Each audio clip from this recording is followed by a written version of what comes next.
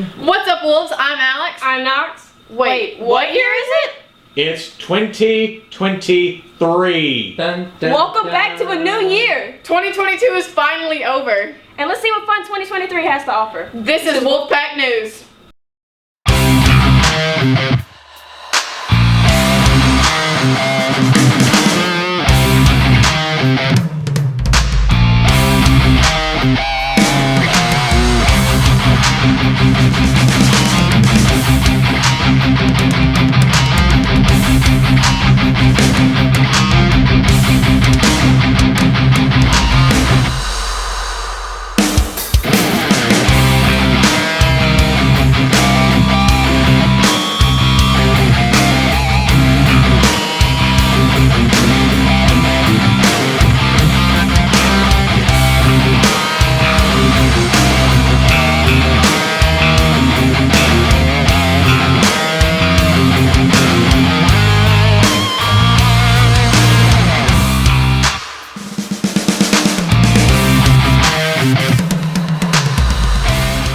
Happy birthday to the following people: January 10th, Contrell Smith; January 11th, Jamarian Dumas, Blake himself, Cortland Williams; Decory Jones, Zaria Lewis; January 13th, Shelby Miller; January 14th, Tamaya James; January 15th, Orion Bernice, Ada Duval, Dalen Kirkland, Jamari Scott; and happy birthday to the following staff: January 11th, Ms. Burks.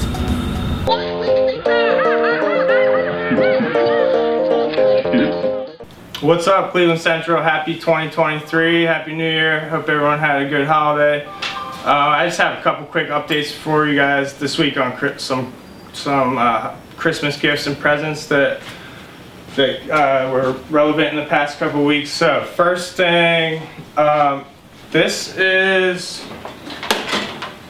something new. Okay, it's a 3D printer. This isn't mine. This isn't mine, but I think this is one of the students, and so I was just kind of keeping it in this room for now.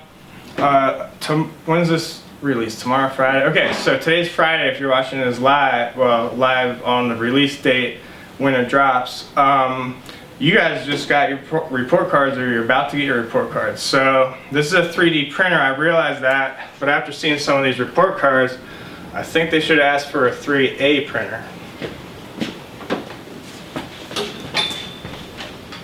Okay, one more.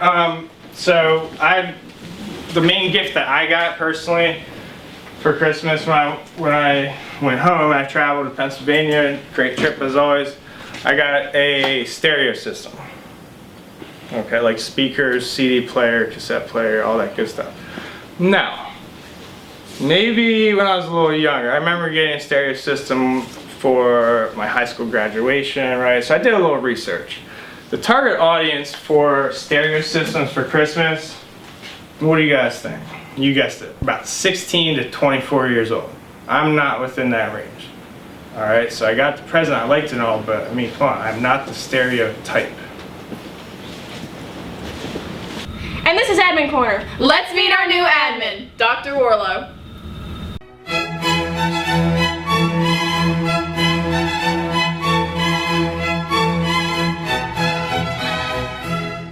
Introduce yourself. Hi, I am Dr. Kim Wardlow. I am the 10th grade assistant principal here at Cleveland Central High School. Why did you start a career in education? I always wanted to work with students, athletes, things of that nature. So it was kind of a natural fit. Looked at athletic training, but science was not my thing. So, what about this school appeals to you? it's close to home. And I just wanted to come help make CCHS great again. What traits do you think are most important for assistant principals? Listening, compassion, and flexibility. You got to be willing to work with people. How would you describe your leadership style? What about your educational philosophy? As far as leadership style, I'm kind of still figuring that out. Kind of new to this. But as far as educational philosophy, just, if you go to class, you work with me, I'll work with you. Can you describe a typical day in the assistant principal position at this school so far? So far, I've mostly been dealing with students who want to skip. If we just go to class and do what we got to do, would be great. Everything would be a good day. So, got some good students. Thank you, Dr. You're welcome.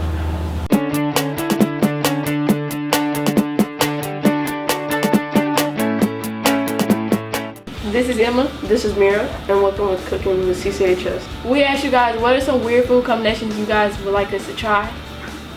Hey guys, I'm Alex and this is Student Poll and I'm here with Kate, Jay, The question of the day is, what was your favorite part of Christmas break? spending time with family, in our school, anything, go out. And our mystery question is, what is your favorite weird food combination? Sugar and spaghetti.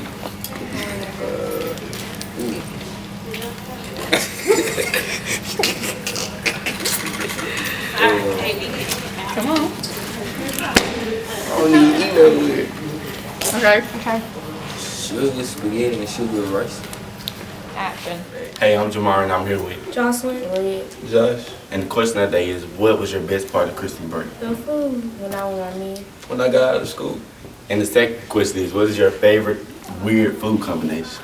I don't have one. Hot chips and cookies. sour cream and chili. Tequila, I'm here with. Jada. Diddy. Joe. Mark. The question of the day is, what's y'all favorite part about the Christmas break? I get to stay at home. Been away from school. Just like the whole break, so I just chill. Time for me to be by myself and rest.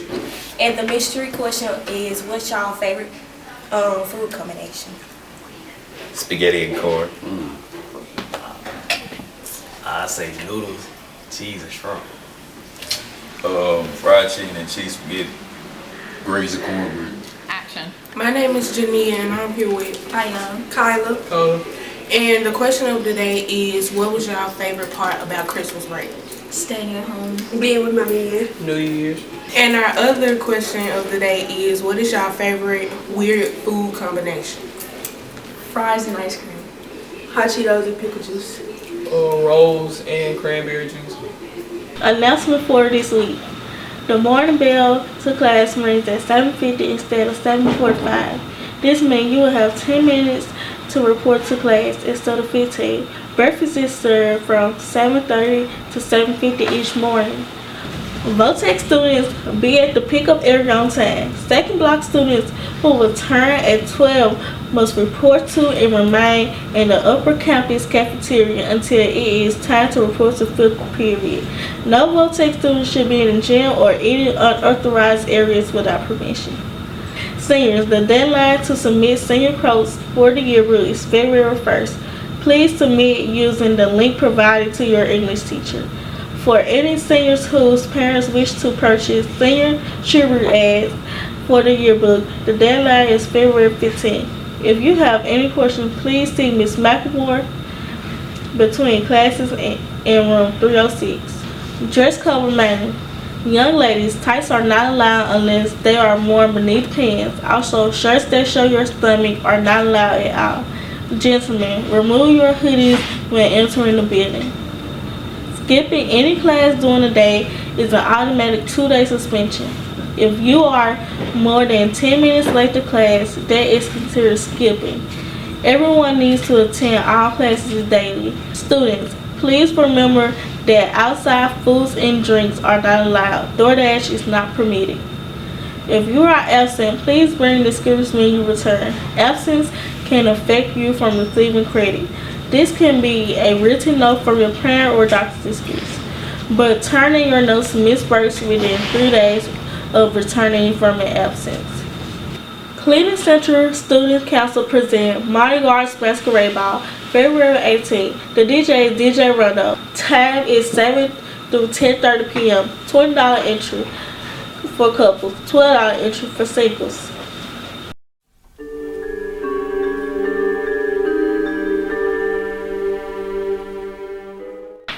I'm Daniel Cassell, and welcome to Cartoon Conspiracies, where we talk about conspiracies in cartoons. And these are my co-hosts, Bob and Bernard. First up, SpongeBob. I'm not explaining that show. My theory, Mr. Krabs is the villain of the show, not Plankton. Think about it. Mr. Krabs has practically squished Plankton. He might have actually killed some of his family for his Krabby Patties. And there might be an addictive drug in those Krabby Patties for all I know. Whereas Plankton, where he says people say he has a terrible food. That's the food he makes from his heart. And he's the true good guy. But he's always coming up short. Bob, Bernard? I do say that I do believe that the Krabby Patties are made of actual crab. That's why you see no one other than Mr. Krabs' family. Where are the other crabs? I'd rather not think about it. But you're a fan of Robot Chicken, I see. Next up is Paw Patrol. 6 superpower pups, with more of them, save the day. My theory, Ryder, the human, aka the main one, imagine all of it. Superpowered pups, evil kitties, evil mayor, all of it. Bob, Bernard? Puppies, puppies, puppies! Ah! You really like puppies. Good to know. Next up, Scooby-Doo, the oldest show on our list. Basically about a dog and his 4 friends solving mysteries and a van. I actually have 2 theories on this. One of the members of the gang, I'm assuming Shaggy, imagine all of this. Like all of it. And 2, this is all a video game. It certainly has elements of one. And they did appear in a video game movie. Bob, Bernard? Well, I do say that due to the date of the show and its original airing, it would not be a video game, but actually a group of kids dodging the Vietnam War. Ooh, that's a good one. Puppy! Puppy! Puppy! The next show is actually my favorite show, The Backyardigans. 5 kids. They just play. My theory, they actually transport to a whole new dimension. It's not their imagination. Explain some of that stuff if that's just their imagination. Bob, Bernard?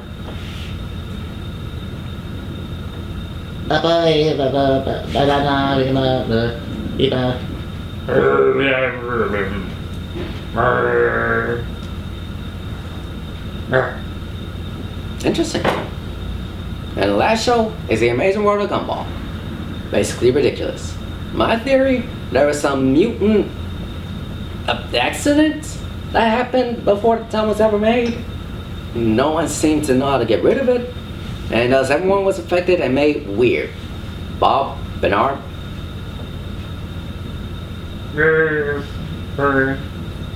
Gumball? Where are we? I don't know, Darwin. Wait, what the? Who are you? Who are you? I'm Gumball. I'm Darwin. I'm Daniel. What are you doing in the Minion and a Zombie? I don't know. My point exactly, people. This is the first episode of Cartoon Conspiracies. Goodbye. I'm gonna try and sort out this mess. Now, how do you get 2 souls out of bodies?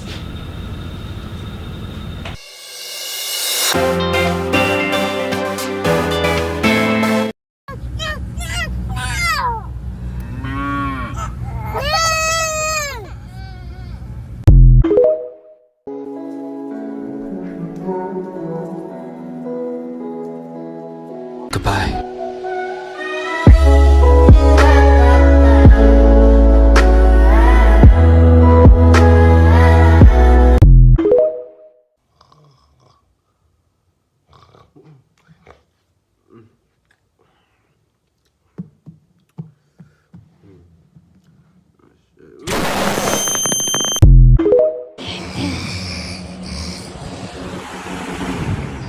Who turned to the fan on? It's 10 degrees in the middle of winter. I don't care. Put it back on. It's freezing.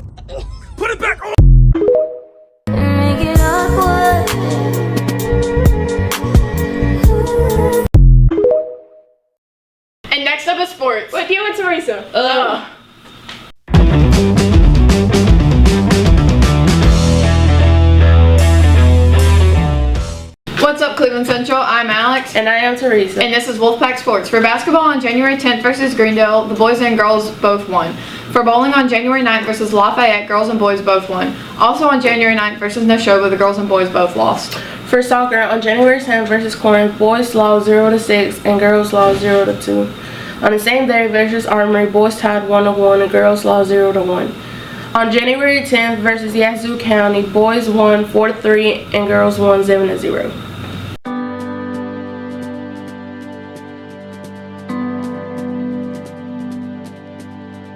So, was teaching your first choice? No. I got out of college. I went to the Mississippi University for Women, and I majored in English, but not English education.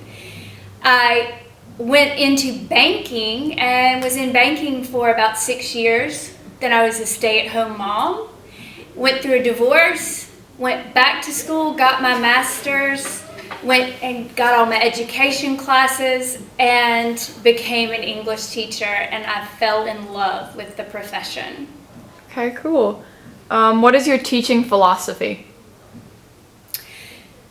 Several, actually. I think most importantly, I would like my seniors, I've taught seniors for many years, and I want them to leave high school with an appreciation of literature and a love of the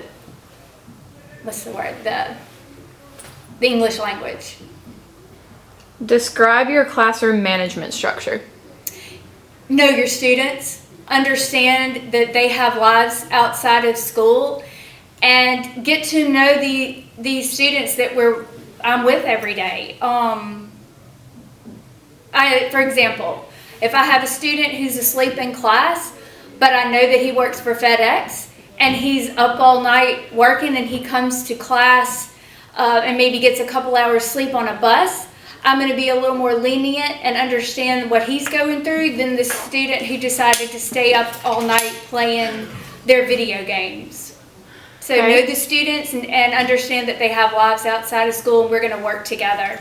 And everybody has stresses. Students have stresses. They go through difficult periods just like teachers, everyone else. And I like the fact that maybe for an hour and a half a day, you can come in here and focus on English. And the rest, for an hour and a half, the outside world and what you go through when you leave these four walls, you can put aside for a little while. I like that. How do you feel about classroom observation and walkthroughs? From administrators? Yes. Oh, the more the merrier. But be prepared, I'm going to include you. And so if an administrator comes in here, I'm going to ask you questions, ask you to participate. I'd love to have you come in. If it's a formal observation, it needs to be scheduled, because I would hate for an administrator to come in on a formal observation and they watch me administer a test. But they can do that too. Yeah. What are some methods you use to check for your understanding as you're teaching? Classroom discussion, exit tickets, and ask, do y'all get this? And I ask them if I'm doing a good job. Do you understand that? Sometimes I do certain units better than others, and I ask for their input. And of course, major assessments and minor grades as well, but also just discussion. Know your students. That was all good. Thank you, Miss Stanford. Okay.